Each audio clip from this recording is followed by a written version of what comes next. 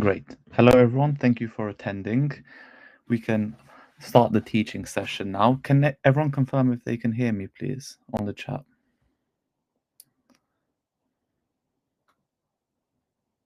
Fantastic.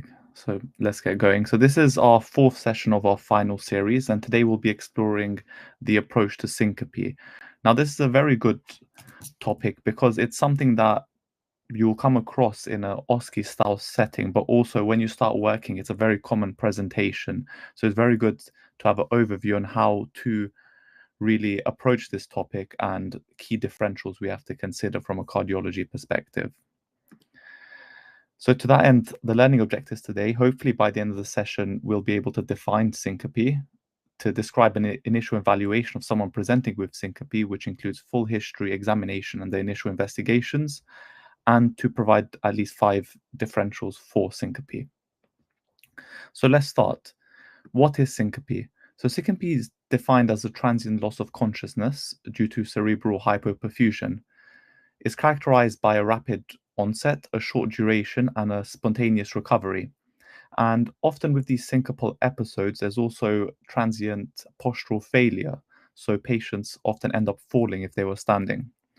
Now, as seen as this diagram, there is also a term transient loss of consciousness, and sometimes TLOC, transient loss of consciousness, and syncope are confused and used interchangeably, but this wouldn't be the correct thing to do. Syncope is one of the causes of a TLOC, but not all TLOCs are due to syncope. Other causes of a transient loss of consciousness can include epileptic seizures, non-epileptic seizures, and other neurological causes, which we won't explore too much in detail. We'll focus on true syncope for this session. So we're moving on to history. So in the chat, would you guys be able to tell me what questions you'd ask for someone presenting with syncope in the history of presenting complaint?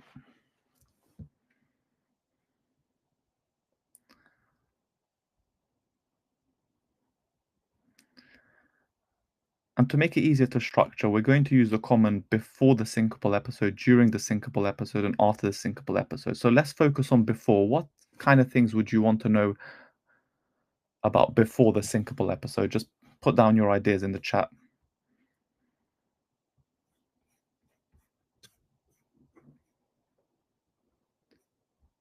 So prodrome, fantastic. So what kind of exactly prodromal symptoms? Any common examples that you can think of?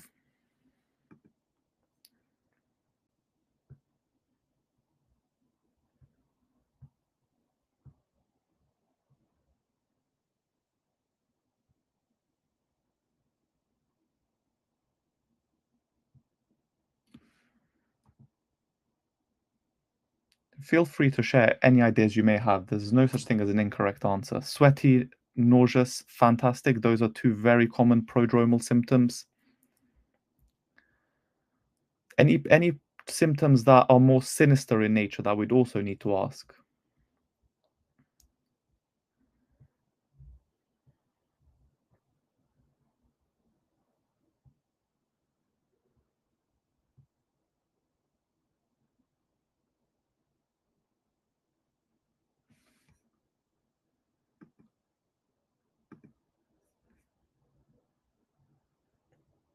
That's fine. So what I had in mind was chest pain, palpitations, breathlessness.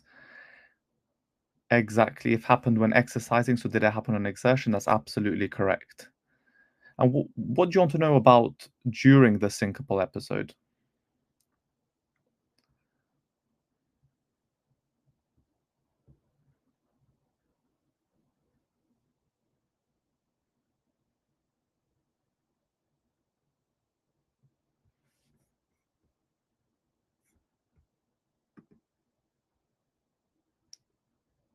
Exactly, they lost consciousness completely. So fantastic answers. How long it was, brilliant.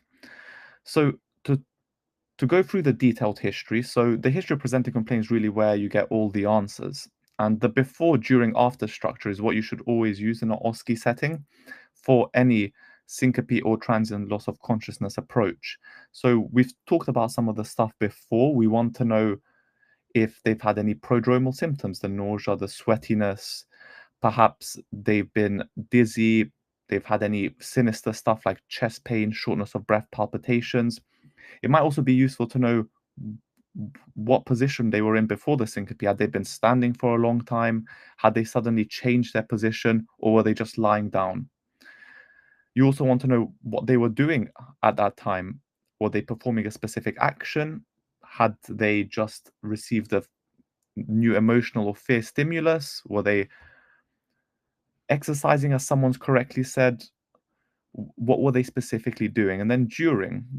Now, with during, syncope, they might not always remember what happened during because they've lost consciousness, so we wouldn't expect them to know. But that's where a collateral becomes very important in your history taking. So in an OSCE setting, you always want to, in your presentation, mention collateral histories to make yourself seem more slick and experienced. So during, we'd want to know, as someone correctly said, have they lost consciousness? Were there any tonic-clonic or myoclonic movements that may suggest seizure activity? Any incontinence, urinary or fecal? What were their eyes doing during the loss of consciousness? And were they doing any movements, any automatisms like tongue biting or lip smacking? Now, you wouldn't expect these in a syncopal episode, but it's often difficult to tell in the early stages between that and an epileptic seizure, for example. So these questions need to be asked. Moving on to after, you'd want to know how quick did they recover? Were they confused afterwards? Do they have amnesia? So these are all important questions to establish in your before, during, after history of presenting complaint. For the rest of the history, you want to try and find out more about their background that may guide you to know what was the cause. Do they have heart disease? Do they have neurological disease? Do they have psychiatric disease? Any medications they're taking which may predispose them? Any antihypertensive, anti-diabetic agents, diuretics, any painkillers or benzos? In terms of family history, sudden cardiac death is of key note. And lastly, you want to know about their alcohol intake. So we've taken a good history focusing heavily on the history of presenting complaint. We now move on to examinations. Which examinations do you want to perform on this patient? Please put in the chat.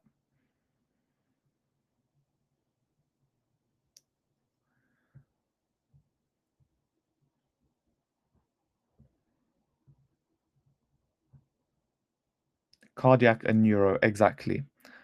You want to do a cardiovascular examination and a full neurological examination, including cranial nerves, upper limb and lower limb.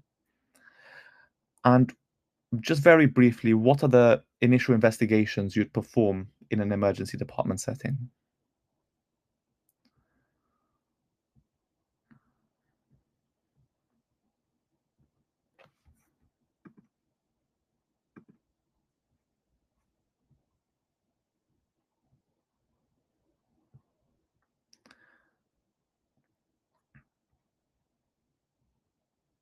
ECG, fantastic. ECG is the single most important investigation in someone presenting with syncope. Bloods are always done, and this blood cultures you may want to hold off unless they're showing signs of a fever, and a CBG is very important. So the three suggestions are fantastic. So bedside, you want to do a capillary blood glucose. You'd want to do an ECG, and then you move on to bloods. Fantastic. So as we've already said, the relevant examinations, we'd want the observations as always. The ones of note here would be the blood pressure. You might want to ask for a lying standing blood pressure to explore if there's a difference. And also you'd want to know what their heart rate's doing. So we've talked about ECG. All patients presenting with syncope should get an ECG. It's very important.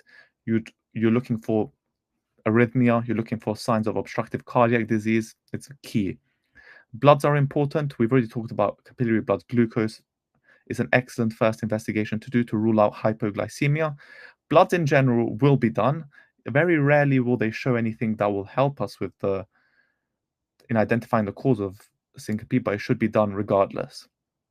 After this initial workup, some further investigations you might want to do if you're concerned include echo, carotid sinus massage. We'll go into this in more detail later. And in an outpatient setting, you may want to do some further investigations. Now let's move on to going through the common causes of syncope. We'll start with neurally mediated syncope or short-term reflex syncope. So this is the most common cause of syncope, and it refers to a syncopal episode caused by a failure in the autoregulation of blood pressure, and as a result of this failure of autoregulation, there is a drop in cerebral perfusion driving the syncopal episode. The first one we'll discuss in this is vasovagal syncope. You've definitely heard of this before. Why does it happen? Now, it's unclear really. So the afferent limb of this reflex is thought to start with a trigger. This could be a trigger such as pain, an emotional stressor, prolonged standing. And when you couple that with a hypovolemic state, such as you'll get in dehydration, prolonged standing, this can cause firing of mechanoreceptors in the ventricles to vagal afferents. Now, the efferent limb is better understood. Once these vagal afferents are firing, the heart rate will drop as a result of the parasympathetic input into the SA and AVN node. And when you have decreased venous return associated with things like prolonged standing, this can cause a reduction in cerebral perfusion pressure and cause you to faint, essentially. How does it present? So there's a prodrome, like we've discussed, of about, let's say, it can be up to 30 seconds of facial pallor, possibly palpitation, but more commonly nausea, lightheadedness.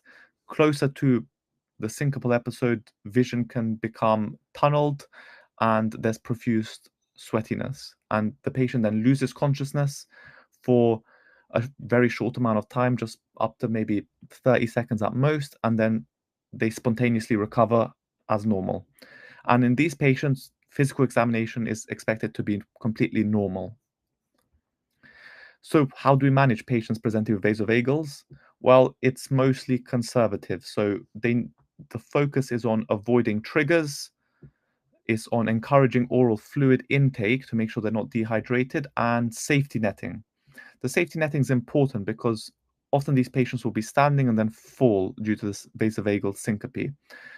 And if that continues to happen, they will experience trauma. So where there is a prodrome, it can be very useful in helping patients to identify that prodrome and put themselves in a position of safety to prevent damage from further syncopal episodes.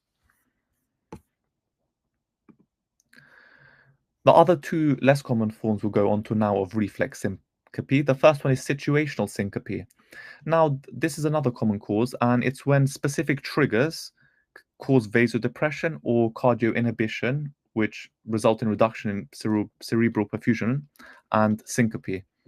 The most commonly identified triggers include stuff like urination, defecation, swallowing, cough, sneezing, and as it is the case in vasovagals, conservative management is the mainstay here as well.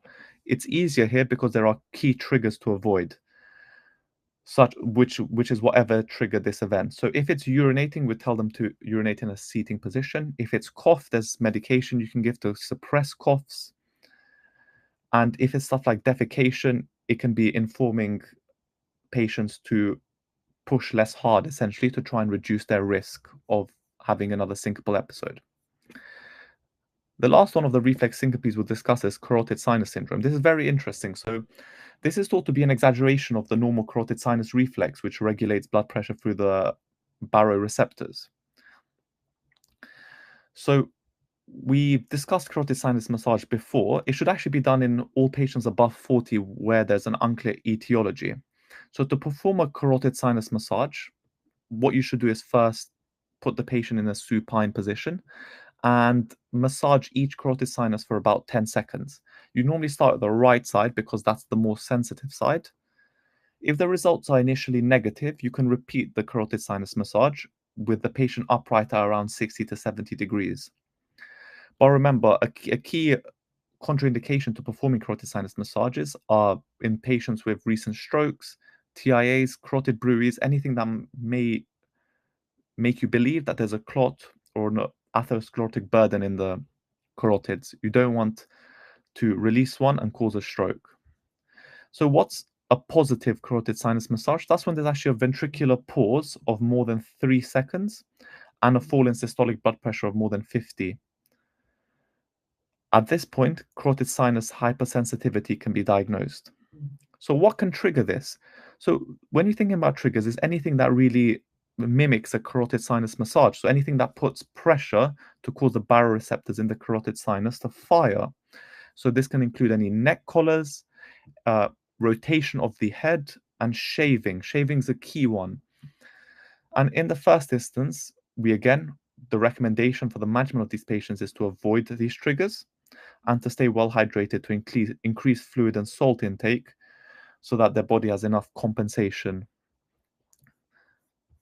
Fantastic. So let's go on to cases in which these conservative management techniques don't really work.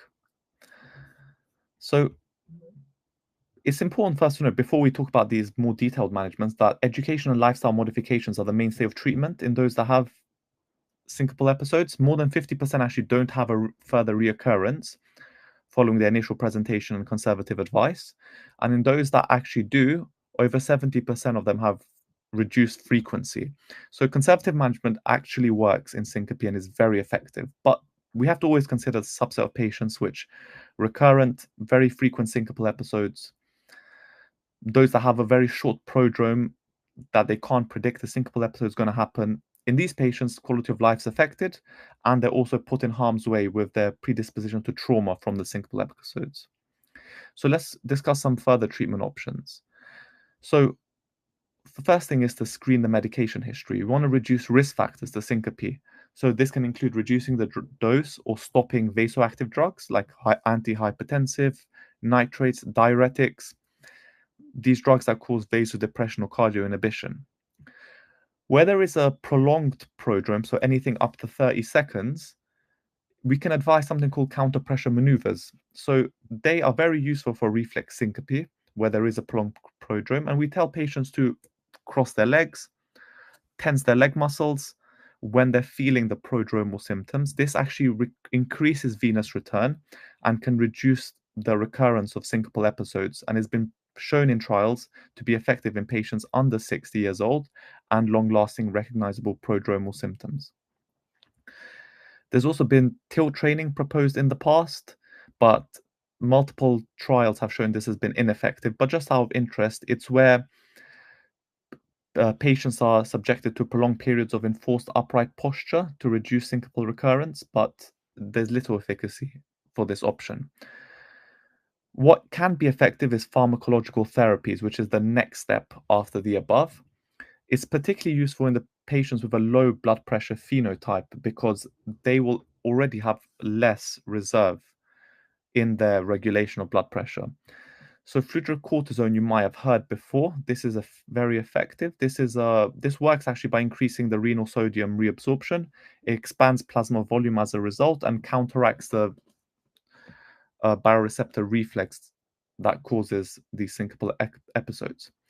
So this is shown to be effective in low to normal BP targets in young patients. There's also alpha agonists such as midodrine or ethylephrine.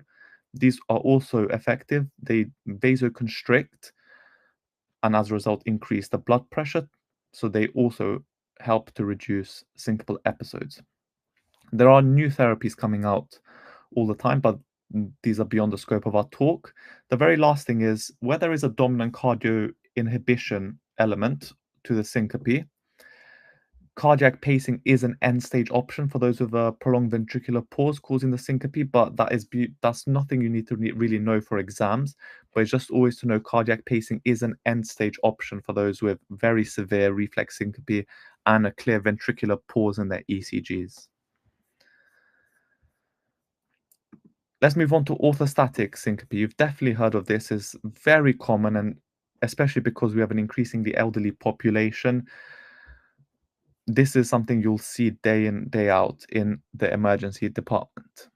So, what is it? It is where where a patient goes from a sitting or lying down position to a standing position. They experience a significant drop in their blood pressure and as a result have a syncopal episode. There's many reasons why elderly people are affected more often. Naturally, they'll have resting hypertension, they'll have age-related changes to the baroreceptor reflex pathway, and they'll have changes in vascular compliance. And as a result, their reflex pathway won't work as well. So it actually affects 18% of patients older than 65, and it causes syncope in 9% of these patients. So just to go over the pathophysiology in some more detail, when going from supine to standing, about a liter of blood actually pools down into the lower extremities, and there's a reduction in venous return. Where there's a reduction in venous return, there's a reduction in blood pressure. This activates the baroreceptor reflex arc. The sympathetic system drives the increase in heart rate, vasoconstriction, cardiac contractility to increase cardiac output. But where there's orthostatic hypotension, the autonomic nervous system doesn't work well. So it's an inadequate response, and the patient remains hypotensive where they go from sitting to standing. Certain factors can actually make these orthostatic changes worse. So it's important to always consider this in the history. Are they hypovolemic, dehydrated? What's their fluid intake like? Do they have any bleeding going on in the background? Are they deconditioned? So have they been bedbound or sat in a chair for such a long time that they become deconditioned? Are they on any vasoactive medications like we discussed? How do we manage these? So similar to reflex syncope, education, lifestyle measures, increasing hydration. You can recommend salt intake increase. 6 to 10 grams can actually be recommended. You definitely have to do a medication review to identify blood pressure lowering medications.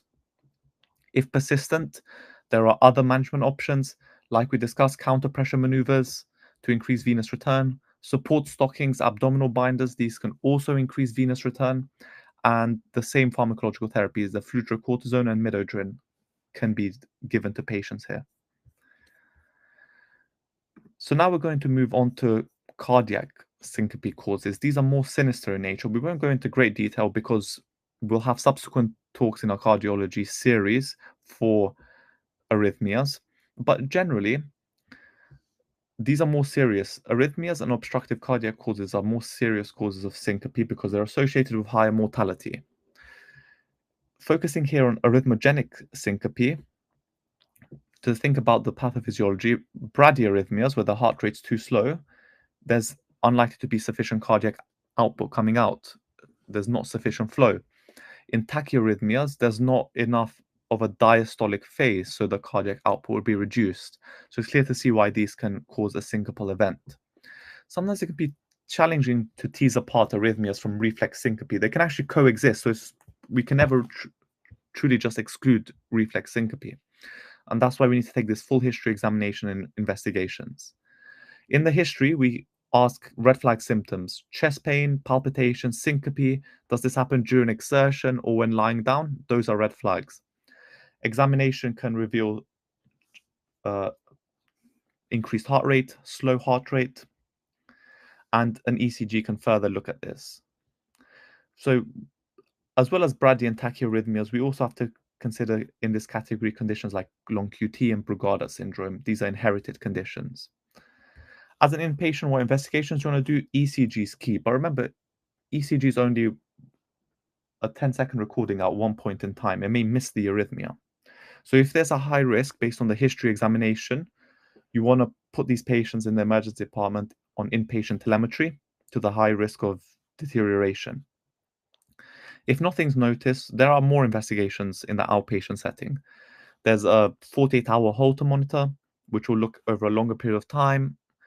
If nothing's seen, there's an external loop recorder, which can actually monitor up to 4 weeks. Or if you want to monitor up to years, you can insert something called an implantable loop recorder.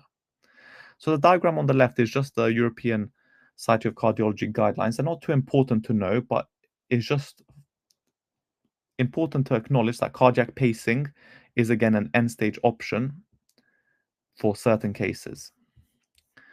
Now let's quickly go over obstructive causes. So similar to arrhythmogenic syncope, cardiac syncope due to obstructive causes can cause a reduction in cardiac output and lead to cerebral hypoperfusion, which is a definition of syncope.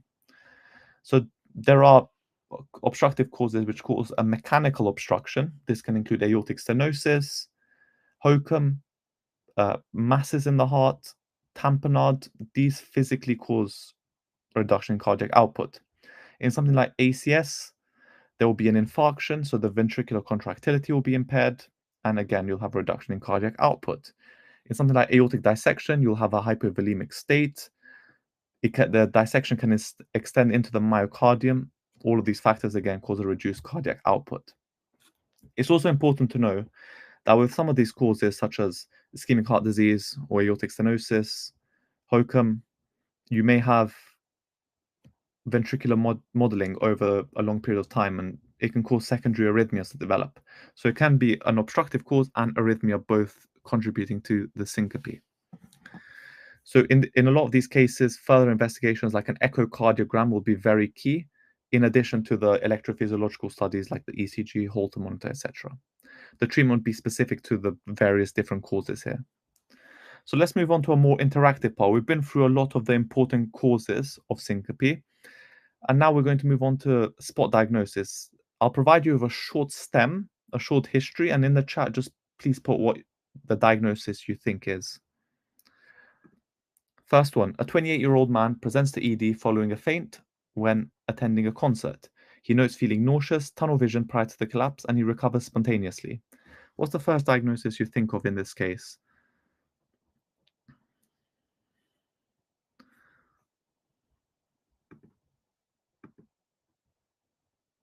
Vasovagal, fantastic.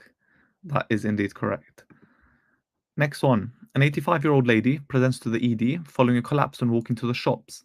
She noticed worsening dyspnea, worsening chest pain on exertion the last few months.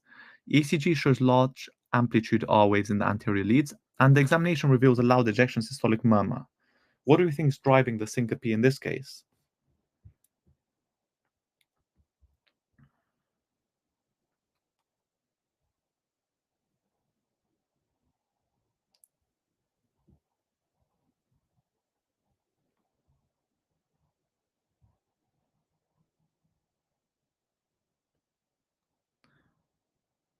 Arrhythmia is a good suggestion, but unfortunately, this is more likely to be aortic stenosis. Fantastic.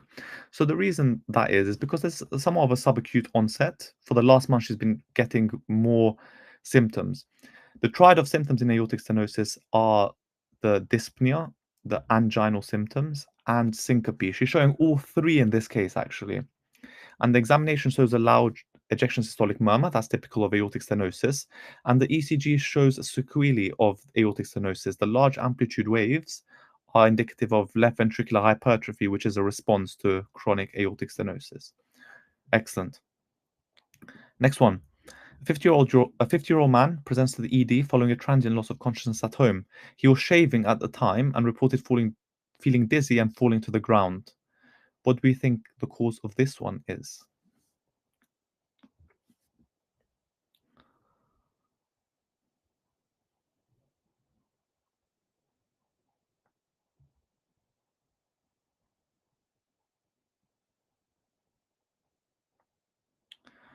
Excellent. Carotid sinus syndrome. So he was shaving. That's exactly fantastic. So he was shaving at the time, which is a key trigger that stimulates the carotid sinus and the baroreceptors there, and he experienced a syncopal episode. So this is carotid sinus hypersensitivity. Next one, another 85-year-old woman presents following a fall at her residential home. It happened in the morning when she was getting up from bed to start her daily routine. She can't exactly recall the details because it happened so quickly, but she has a known history of hypertension and heart failure. What do you think is the cause in this case?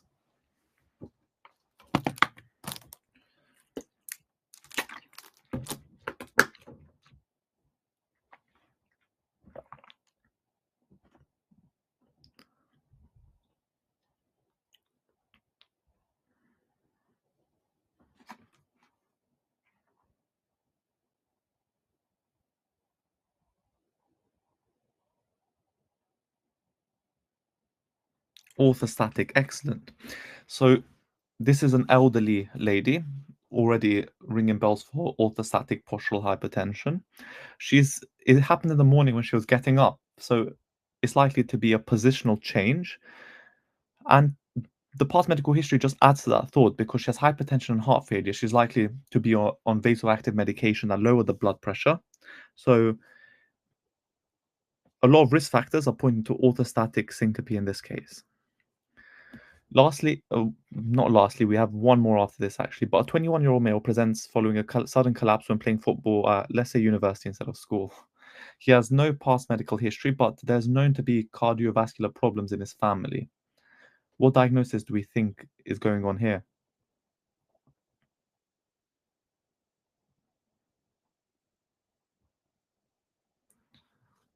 So there are actually two answers in mind for this one. First one, fantastic hokum.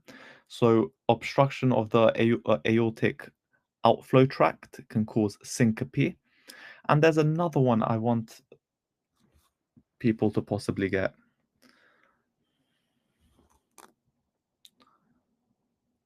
And the clue is it will be in under the arrhythmia subsection.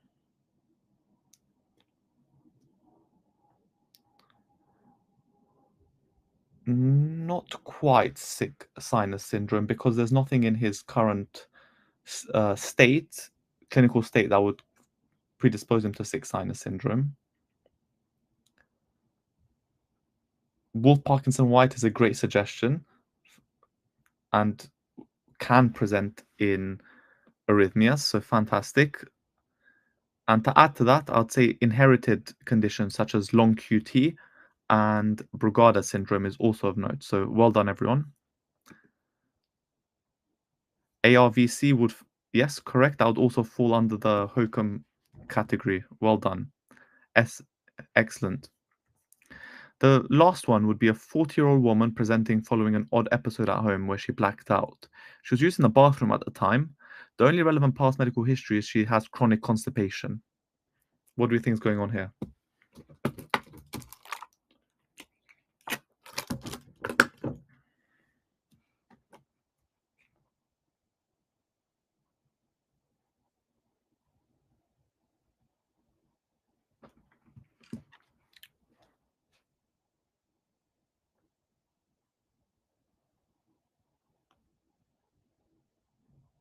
Situational, excellent.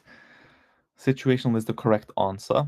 Of course, we're working with straws just based on this little thing, but we know she's in the bathroom. She has chronic constipation. She probably experienced defecation syncope.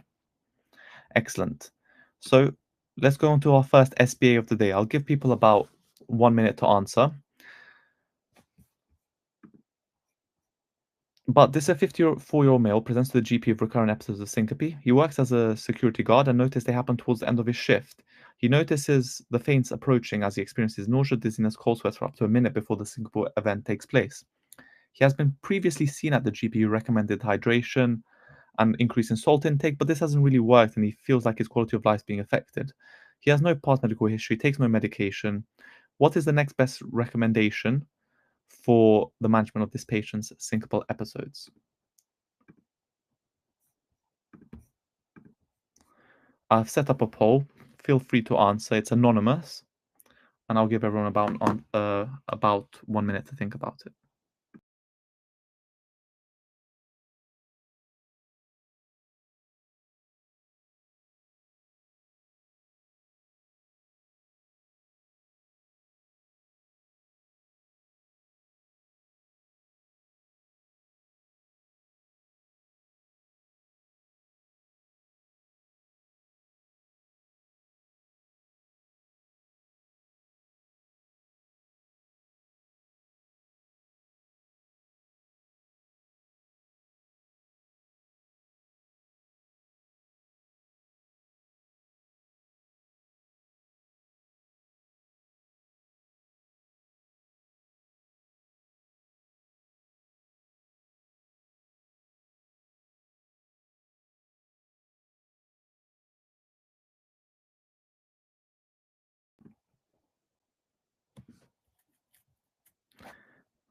Excellent. I want to get to at least one or two more responses.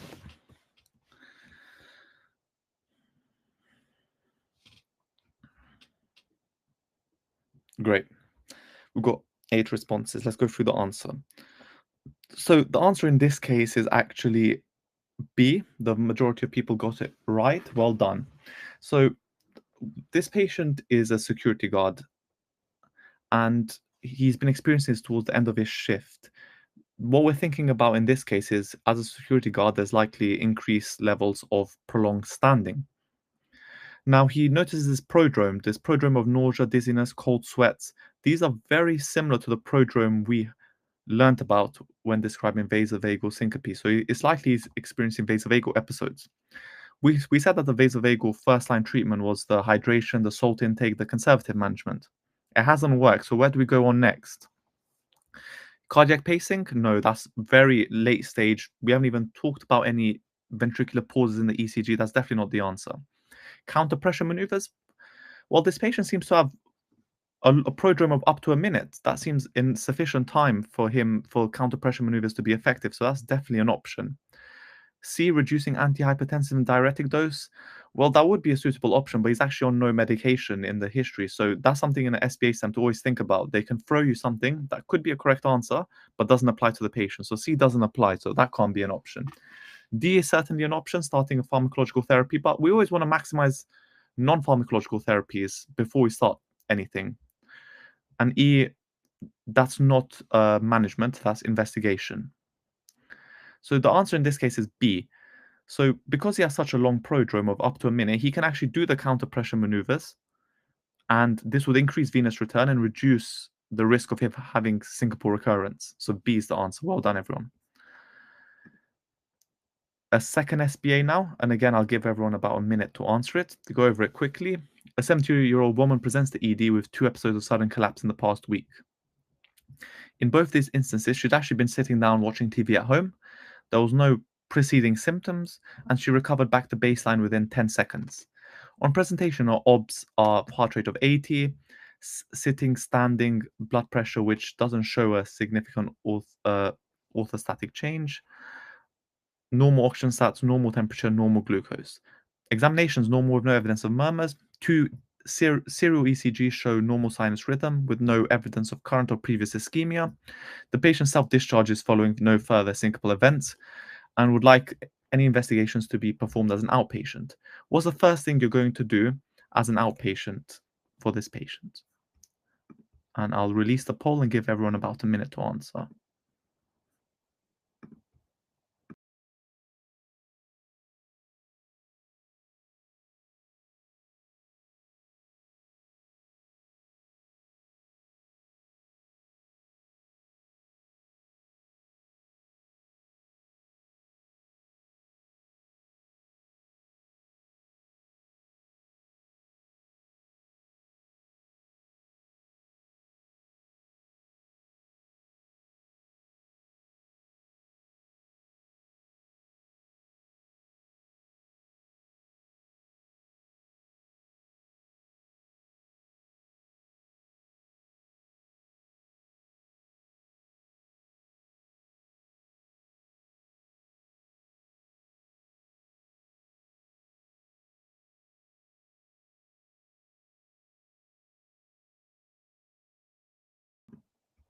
Last 5 seconds.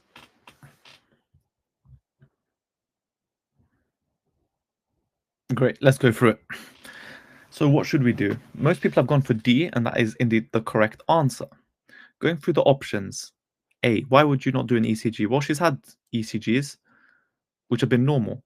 Now, again, we said ECGs are just electrophysiological study at one point in time. It's easy to miss stuff going on. So we would not do an ECG as an outpatient. Echocardiogram. Now, this is a very good option, but the reason why it wouldn't be first line is because, number one, on examination, there's no murmurs. So we're not really concerned about aortic stenosis severe enough to cause syncope. The ECG showed no current or previous ischemia, so we don't really think there is ischemic heart disease going on. So we'd put echo on the backside for now. External loop recorder. Now, this is definitely an option too. So we can measure the patient's cardiac electrophysiological state for up to 4 weeks. But there's something we can do before that that's less invasive for the patient, and that is D, the 48-hour Holter monitor. She's had 2 in a week. It's likely 48 hours may reveal something going on. If that doesn't, then we can move on to second line, which would be the ELR, and third line, which would be the ILR. But for now, we think out of arrhythmia, and obstructive, because we do think this is a cardiac syncope cause, because it happens when she's relaxing and she has spontaneous recovery. We think this is cardiac syncope, so arrhythmia versus obstructive. We don't think it's obstructive, we think it's arrhythmia, so we have to go down the arrhythmia pathway. And first line would be 48-hour Holter monitor. So well done, everyone. Now, we're nearing the end, but we'll need to discuss first syncopal mimics very briefly. So syncope is a very common cause of presentation to ED. Large proportion of patients, we don't really find their cause acutely, but there's also significant misdiagnosis of syncope, and part of this is because there's difficulty in the history taking because patients don't remember events and the collaterals may not be available. But we need to consider that some episodes of syncope are not actually syncope, and there are other kinds of TLOCs, and this includes neurological causes. Epilepsy is one of the most common, and is very challenging to discern actually in clinical practice. If there's tonic-clonic seizures, that's very clear, very easy to tell. But focal seizures can actually be more subtle, and they're not always observed in the acute setting. To make it more difficult, there is a rare number of cases in which seizures and arrhythmias can coexist, but that's besides the point. There's other rarer neurological causes we have to consider, and that's related to the posterior circulation supply to the brain. So the vertebral arteries, you can have a vertebrobacillar TIA. This would cause a TLOC, but you'd also notice other motor sensory neurological deficits in that time. Also, let's think about subclavian steal syndrome quickly. This diverts blood flow away from the vertebral artery towards the subclavian and can cause similar symptoms to vertebrobacillar TIA. Also, metabolic causes have to be considered as a mimic. We talked about doing a CBG. The autonomic features of hypoglycemia can actually very similarly mimic the prodrome of a vasovagal. Hyperventilation can drive TLOC through reduced carbon dioxide and lead to similar symptoms. Increasingly commonly psychogenic pseudosyncope, and actually up to 14% of patients with unexplained syncope actually have a psychogenic cause. So remember, always have these non-cardio differentials in mind when assessing someone with syncope or transient loss of consciousness. And that's why we need to do all the investigations we talked about. So here's a quick table to compare an epileptic seizure versus syncope. With the prodrome, seizures can have a sensory aura, whereas syncope prodrome is short and focused on autonomic features like lightheadedness, nausea, dizziness, etc. Seizures last longer than syncopal episodes, and look out for automatisms like chewing, lip smacking, bilateral tongue biting. These are not present in syncope. A difficult one is actually myoclonic jerks, because they can actually be present in syncope, but the key is the timing. If it happens before the loss of consciousness, this is seizure. If it happens during or just after, that's in keeping with syncope. So it's all about the comparison with the loss of consciousness. Seizures have, we know, a slow recovery time, post-ictal confusion, amnesia from the event, but from syncope, we expect full alertness and awareness. So this is the last slide. We have one more SPA after this. It's about when do we admit someone from the emergency department or from the acute medical take. And the European Society of Cardiology has come up with a good flowchart to help us with this. And I feel like after this session, we've been through the history taking, the red flags, we've been through the examinations, red flags, we've been through the initial investigations, we know about the differentials. I think we'll be better placed now to interpret this flowchart and make decisions. So we separate this into low and high risk features. What are low risk features? They're ones that indicate reflex syncope or orthostatic syncope. So we expect history features to suggest any of those causes, and we expect a normal examination and a normal ECG. What are high-risk features? So those are the ones that allude to ischemic or arrhythmic causes to syncope. They're more likely to have examination findings or ECG findings that puts them at higher risk of cardiac arrest and death.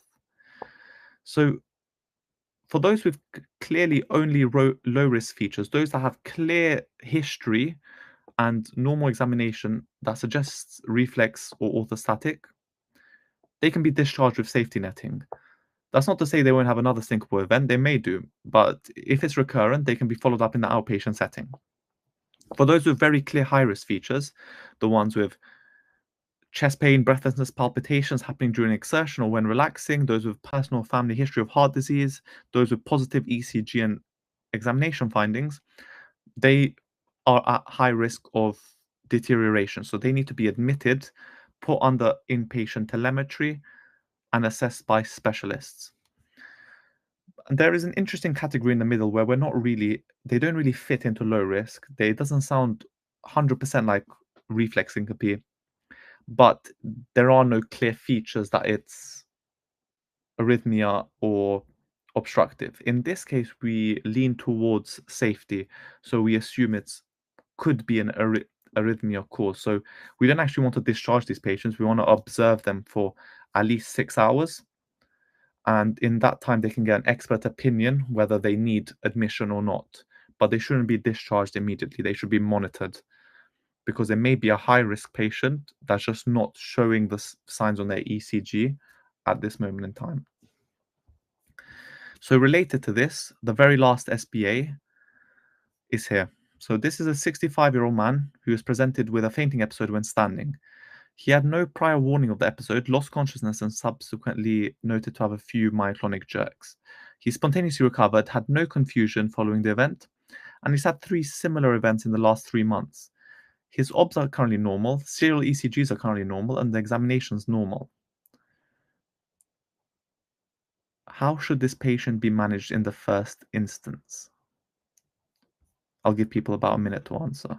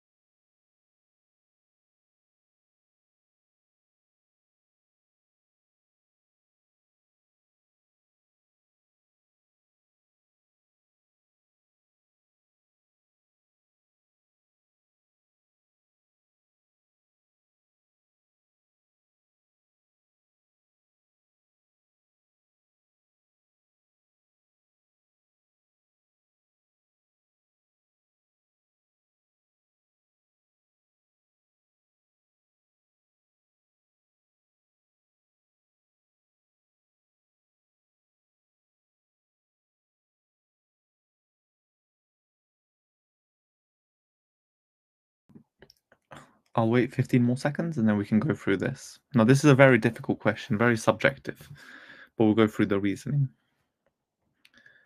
Just some final responses.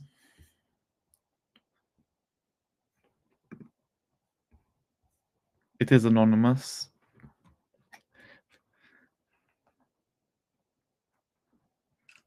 No takers? That's fine. Let's go through. So we have a mix. The favorite answer is D. So the actual answer in this case would be B. Now, there are multiple which could be right, but the question's asking in the first instance. So let's go through it. So this patient has no prodrome, but has had multiple recurrent syncopal-like episodes. Everything's normal at the moment. So I think this patient doesn't have any clear low-risk features. We haven't clearly identified that this is reflex syncope. Although examination OBS are normal, we're not 100% convinced in the history that this is reflex syncope, which we need to be to discharge a patient immediately. But there's not really any high-risk features either. We haven't really, in the history, identified any chest pain or breathlessness. and ECG and examination is normal. So I think they fit into the category in the middle, which is neither low risk, neither high risk. So in this case, he would need to stay in hospital for some amount of time. So the answer would not be C. But because it's not a high risk patient at the moment, the answer would not be A. The patient doesn't need to go into resus because we haven't identified any arrhythmia or ischemia. So A can't be the right answer. C is not the right answer. And that leaves us with B, C, and E. Now, I know the majority of people have put D, discharge home with outpatient cardiology follow-up. That would be correct, but we're not sending him home immediately. Even though we would send him home with cardiology follow-up, we need to observe him for a bit longer. So we're really comparing B and E. E would suggest that the patient is being admitted and staying an extended period of time, whereas in the admission criteria from the guidelines, they said 6 hours of monitoring in the emergency department's enough. In this case, wouldn't be necessarily needed to be admitted onto the medical team overnight. He can be observed in ED for 6 hours or so. They can get medical input, but they don't necessarily need admission. So the answer in this case is B.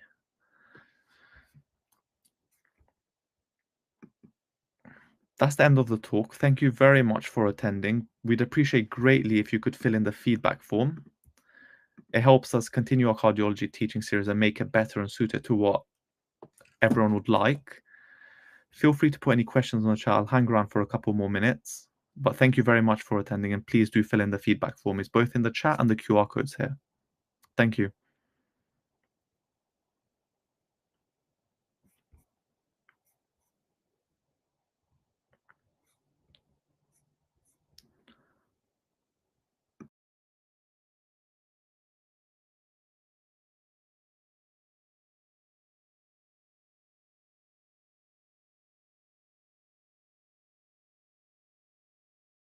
Thank you everyone for attending.